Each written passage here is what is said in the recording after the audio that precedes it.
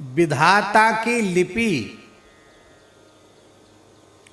जो अनुकूल लिख दी है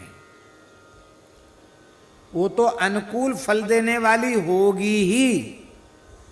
कथनचित विधाता ने कुछ प्रतिकूल लिख दिया है, वो अपने आप लिखा नहीं उन्होंने, हमारे पूर्वकृत कर्मों के परिणाम स्वरूप ही हमारे मस्तक पर, हमारे हाथ पैर पर उन्होंने हमारे प्रारब्ध भोग की रेखाएं लिखी हैं। उसमें ब्रह्मा जी कारण नहीं है, वो हमारे अपने ही कर्म कारण हैं। गीता वाटिका के परम श्रद्धेय श्री राधा बाबा महाराज कहा करते थे कि जो शरणागत भक्त होता है उसका अनुकूल प्रारब्ध तो उसको अनुकूल फल देता ही है, प्रतिकूल प्रारब्ध भी भगवत अनुग्रह की महिमा से, भगवत शरणागति की महिमा से प्रतिकूल प्रारब्ध भी अनुकूल हो जाता है।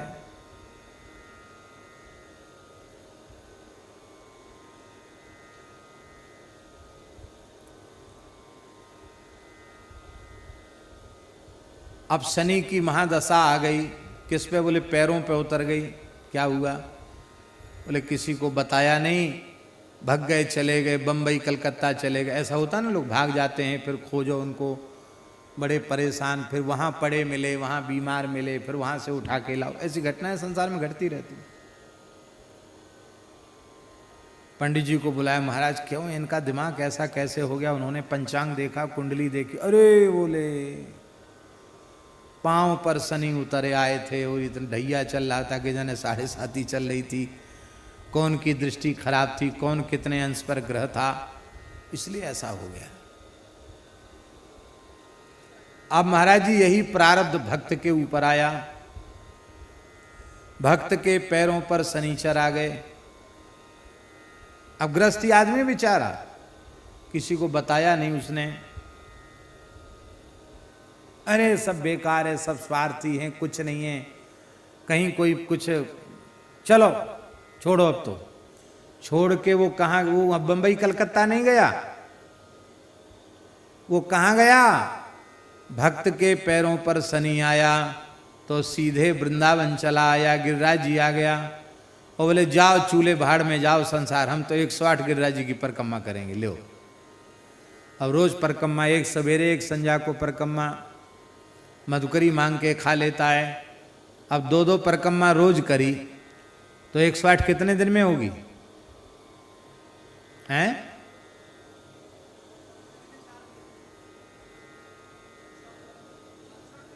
64 दिन में हो जाएगी। चलो, हैं? अब सब बोल रहे हैं तो हमको किसी की बात समझ में नहीं आ रही। 54 दिन, 54 दिन में हो जाएगी।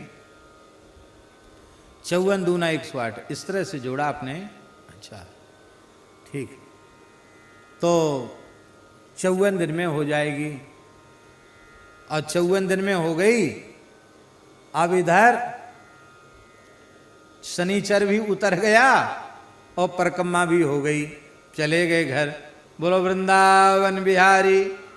अब बोलो भजन कराया शनि महाराज ने कि नहीं?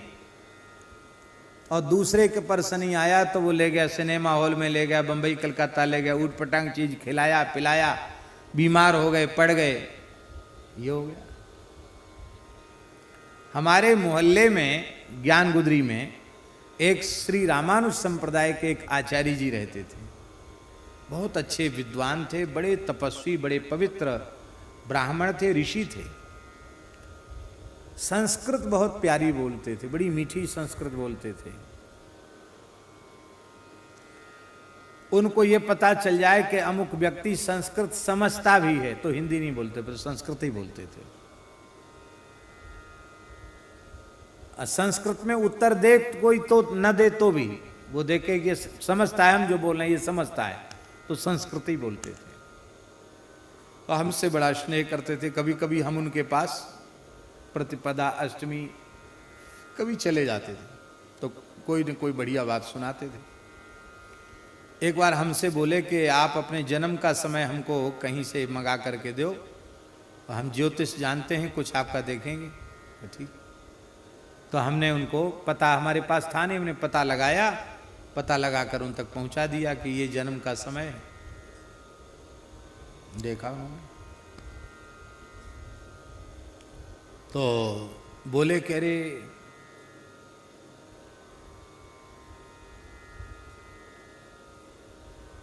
आपको तो अमुक तारीख से अमुक तिथि से 19 वर्ष की शनि की महादशा आने वाली है। 19 साल की महादशा अलग होती ना ग्रहों की दशा। 19 वर्ष की शनि की दशा होती, 16 वर्ष की बृहस्पति की दशा होती है, सब अलग अलग दशाएं होती हैं। तो ले बृहस्पति की दशा पूर्ण होकर के शनि की दशा आपको लगेगी। तो बृहस्पति की दशा में तो आप साधु बन जाएंगे। हम विद्यार्थी थे उस समय, बोले आप साधु बन जाएंगे, क्यों आपका योग ऐसा है कुंडली में, आप साधु बन जाएंगे और आपको आध्यात्मिक जगत का कोई पद मिलेगा, ऐसा उन्होंने कहा। तिथि बता दी उन्होंने, और उन्होंने जो बताया था ठीक उसी समय हमारा विरक्त वेश हुआ और उसी समय खाक चौक में महंत बने। उनकी बात एकदम सही निकली। पर उन्होंने जो बताया कि अमुक सन में शनि का प्रकोप विशेष रूप से शुरू होगा, क्या होगा, बोले झंझट होगा, झगड़ा होगा, लड़ाई होगी, अशांति होगी, और हो सकता है इन तिथियों में आपको आश्रम छोड़ के बाहर निकलना पड़े। शनि आपको घुमाएंगे जरूर, कुछ न कुछ दिन घुमाएंगे जरूर। तो हमने कहा क्या करें? तो बोले आप तो संध्या गायत्री करते ही हो, शन्नो देवी रविष्टा आप भवन्तु पीते संजोर विश्ववंतना वैदिक मंत्र है, इसको व्याहृतियों के सहित आप जप लो। तो और विद्यार्थी हो, किससे जपाओगे, खुद ही जप लो और थोड़ा एक महामृत्युंजय कर लिया करो, हो जाएगा ऐसे। और बोले राहु का भी जाने क्या है, उसका भी ऐसा कर लिया करो। कुछ 2-3 चीज़ बताई उन्होंने, हमारे दिमाग में चक्कर घूमने लग गए। हमने पूज्य महाराज जी भक्तमाली जी से पूछा, महाराज जी बोले क्या क्या जपोगे, राहु का जपोगे कि केतु का जपोगे कि शनिश्चर का मंत्र जपोगे? अपना संध्या गायत्री करते हो, राम राम जप लो, जो होगा सो सब अच्छा ही होगा, अपने भगवान की शरण में है। अलग अलग कहाँ तक माला फेरोगे, तुम्हारी पढ़ाई कोई समय नहीं मिलता, ऐसा महाराज जी ने बोला। ये नहीं कहा उन्होंने कि तुम जप लो, बोले जो होगा सो सब अच्छा ही होगा। छोड़ के चले जाएंगे तो सब दुनिया ही छोड़ के चले जाना, स्थान छोड़ के चले जाएंगे, उसमें क्या गड़बड़ गजब हो जाएगा। उन्होंने ये समाधान कर दिया, हमारा मन हट गया। हमने कि चल जो होगा सो होगा।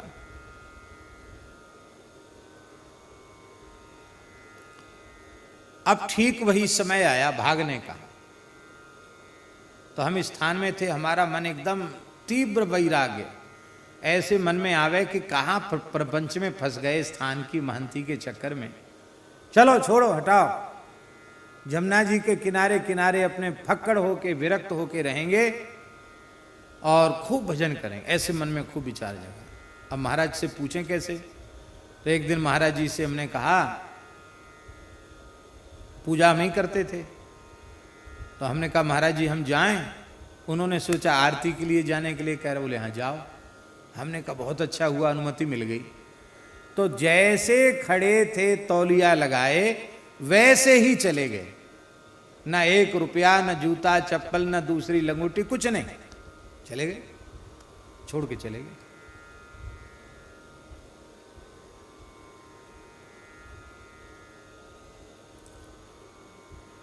एक महानुभाव मिल गए, बोले रोड पे अब नंगे पांव कहाँ जा रहे हो?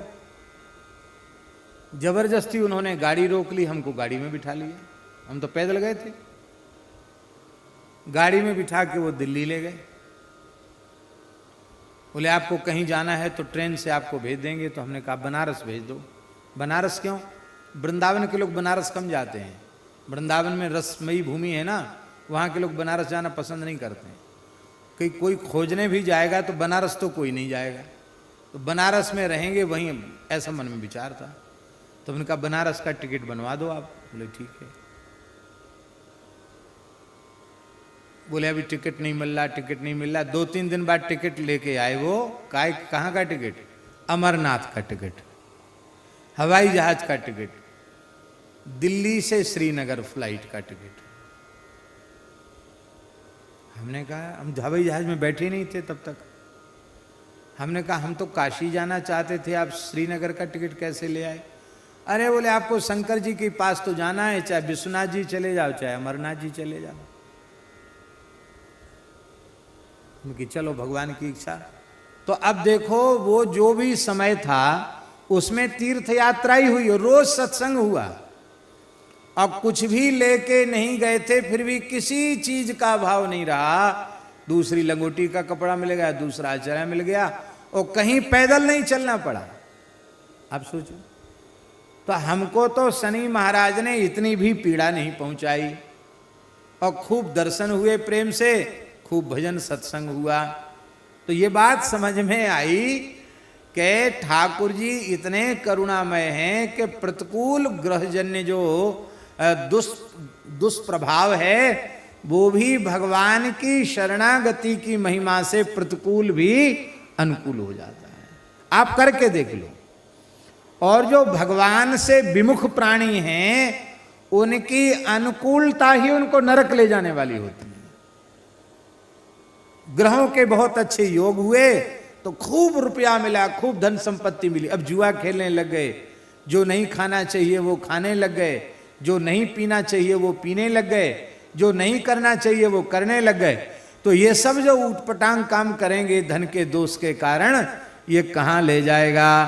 काम क्रोध मद लोभ सब नाथ नरक के पंथ, नरकों में ले जाएगा।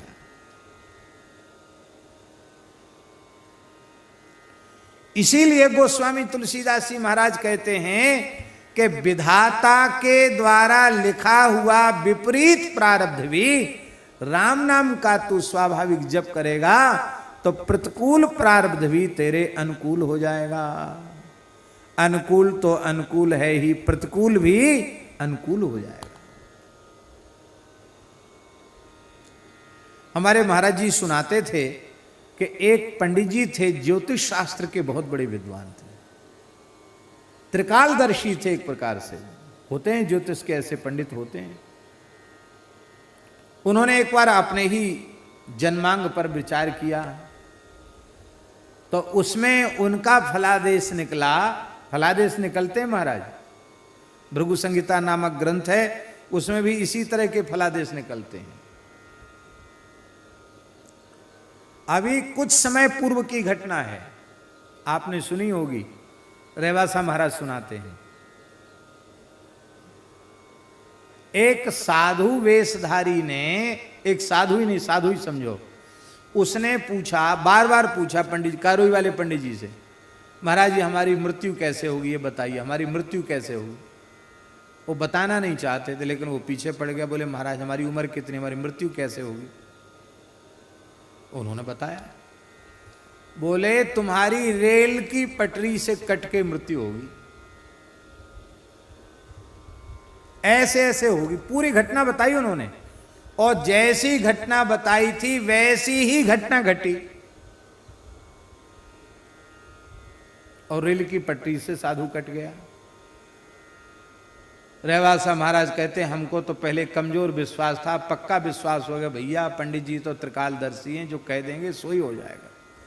वो कह क्या देंगे, उनकी पोथी में जो लिखा निकलता वही होता है। तो ऐसे ही वो भृगु संहिता के विद्वान थे। उन्होंने कहा हमारा तो ऐसा योग आ रहा है कि राजा हमको पकड़वा लेगा, गिरफ्तार कर लेगा राजा, और झूठा कोई अभियोग हमारे ऊपर चरित्र का लगेगा, और उससे राजा इतना रुष्ट हो जाएगा कि हमारी सारी संपत्ति कुड़क कर लेगा, छीन लेगा, और हमको देश निकाला दे देगा। तो कैसे देश निकाला देगा? बोले गधे पर बिठाकर, काला मुंह करके, जूतों की माला पहना के, और झाड़ुओं से पिटाई करते हुए नगर से बाहर निकालेगा। ये सब निकल आया पोथी में, ऐसे होगा ऐसे होगा। अब तो वो घबरा गए कि मेरी इतनी प्रतिष्ठा है, मेरी इतनी मान्यता है, और मेरी तो प्रतिष्ठा ही चली जाएगी, हाय हाय क्या करें। तो वो एक संत के आश्रित थे, वो गुरु जी के पास चले गए। ऐसे समय में गुरुओं की जरूरत पड़ती है। बोले महाराज हम शरण में हैं, हमें अपने शास्त्र पर बहुत भरोसा है, ये होता जरूर है, पर हम ये नहीं समझ पा रहे हैं, ज्योतिष में प्रतिकार भी है कि ये आने वाला, ये होने वाला है, तो क्या करें उससे ये इसका दुष्प्रभाव कम हो जाएगा या कुछ बदल जाएगा, ऐसा भी है। नहीं तो अनुष्ठान जप दान आदि की फिर तो क्या महिमा रहेगी, ये भी है। लेकिन हम ये समझ रहे हैं कि ये इतना प्रबल ग्रह योग आया है कि हमको ये अपमान भोगना ही पड़ेगा, तो आप ही कृपा करके हमको कुछ बताओ जिससे हम इस संकट से बच जाएं। तो उनके गुरुजी ने कहा कि हम बता तो सकते हैं, पर तुम मानोगे नहीं। मानेंगे नहीं महाराज, आप हमारे ऊपर विश्वास नहीं। बोले हाँ, पढ़े लिखे लोगों पर कम विश्वास होता है, उनकी बुद्धि में तर्क वितर्क ज़्यादा होता है। नहीं महाराज अब तो हम बिल्कुल मानेंगे, आप जो कहोगे सो ही मानेंगे, बस ये हमारी विपत्ति दूर होनी चाहिए। तो उन्होंने कहा तुम ज्योतिष का काम बंद कर दो कुछ समय के लिए। ये घटना 4 महीने के भीतर घटित होनी है ना? हाँ 4 महीने के भीतर।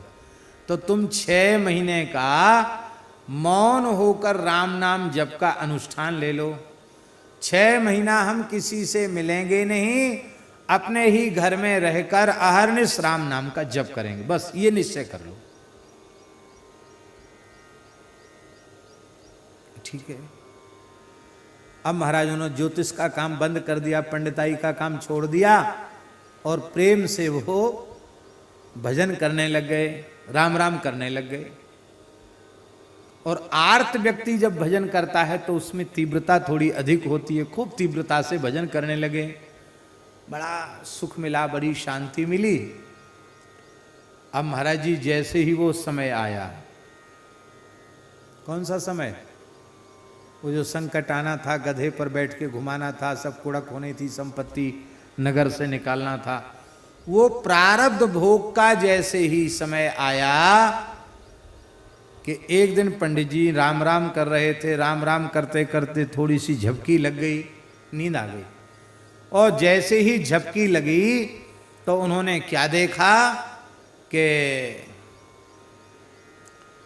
सिपाही, राजा के सिपाही, कर्मचारी, पुलिस, वो हमारे घर में घुसी चली आई और हम अपने भजन कर रहे थे। उन्होंने हमारी एक नहीं सुनी, मेरी गृहिणी की नहीं सुनी, तत्काल हाथ में हथकड़ी डाल दी और तुरंत गिरफ्तार करके राजा के यहाँ ले गए। राजा के यहाँ जैसे ही ले गए, वहाँ एक स्त्री ने और आरोप लगा दिया पंडित जी पर, और उस स्त्री की शिकायत सुन ली गई, पंडित जी की बात नहीं मानी गई। और राजा ने कहा कि हम तो तुम्हें बहुत भला समझते थे, पर तुम इतने नीच और दुष्ट निकले, तब ब्राह्मण हो, मृत्युदंड तो तुमको नहीं देंगे, लेकिन बहुत धन कमाया हमारे राज्य में रहकर, सब संपत्ति छीन लो उसकी, गरीब ब्राह्मणों को बांट दो, और इसको, ये दुष्चरित्र व्यक्ति है, इसका मुंह काला करो, इसको गधे पर बिठाओ, जूतों की माला पहनाओ और झाड़ुओं से पीटते हुए निकालो इसको बाहर। मैंने कहा अरे भाई मेरी सुनो तो सही, क्यों तुम्हारी नहीं सुनी जाएगी? अब शोभा यात्रा निकल रही है मेरी, पूरा गांव तमाशा देख रहा है, मैं अपने घर के दरवाजे से ही निकल रहा हूं, मेरी पत्नी बच्चे सब देख रहे हैं क्या हालत, कोई मैं असहाय हूं, कोई मेरा कुछ नहीं बना सकता है, बहुत दुखी बेचारे। वो सपना में देख रहे थे सब, ओ घबराहट घबराहट के मारे उनकी नींद खुल गई, माला हाथ से छूट गई, नहीं रहा गया। बोले अब तो ये घटना घटेगी, संकेत आ गया है। तो तत्काल वे गुरुजी के आश्रम में पहुंच गए चुपके से, और बोले आपने कहा हम भजन तो कर रहे हैं, लेकिन अभी अभी की घटना है। उन्होंने सिर पे हाथ रखा, बोले तुम 6 महीना पूरा कर लो, घबराओ मत, देखो जो प्रकट में होना था वो स्वप्न में हो गया। जो प्रकट में होना था ना वो स्वप्न में हो गया। तुम्हारी ज्योतिष झूठी नहीं, संसार भी सपना ही है। इसलिए सपने में हो गया या जागृत में हो गया, इसमें क्या अंतर है। पर तुम्हारी प्रतिष्ठा बच गई, तुम 6 महीना पूरा कर लो। 6 महीना महाराज पूरा किया।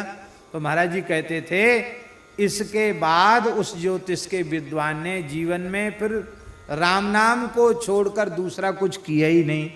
बोले महाराज अब सब कुछ समझ लिया, सब देख लिया, समझ में आ गया कि प्रबल प्रारब्ध भी जो प्रत्यक्ष में घटित होना है वो स्वप्न में घटित हो जाएगा।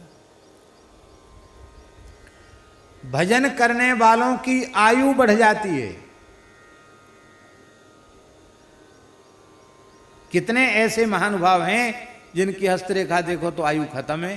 कितनी उम्र है? बोले ज्यादा नहीं, 85 में चल रहे हैं, 86 में चल रहे हैं। अरे आयु तो इनकी बता रही कि 60-65 में टपक जाएंगे। ये 80-85 कैसे चल रहे हैं? ये है राम नाम की महिमा, ये है भजन की महिमा। सब कुछ बदल जाएगा। हमने अभी कहा था ना एक बार संतों से, जैसा हमने सुना कि जन्मांग के 12 भाव होते हैं और 1-1 करोड़ जप से 1-1 भाव की विशुद्धि हो जाती है। प्रेम पूर्वक, विधि पूर्वक, श्रद्धा पूर्वक 12 करोड़ भी मंत्राज का जप कर ले तो उसका जन्मांग बदल जाएगा, उसके ग्रह नक्षत्र ही बदल जाएंगे। ऐसा हमने महात्माओं से सुना है। तो तेरा भाग्य भी बदल जाएगा। विधाता की लिपि जो प्रतिकूल है वह प्रतिकूल फल देने वाली नहीं होगी। बोलो भक्तवत्सल भगवान।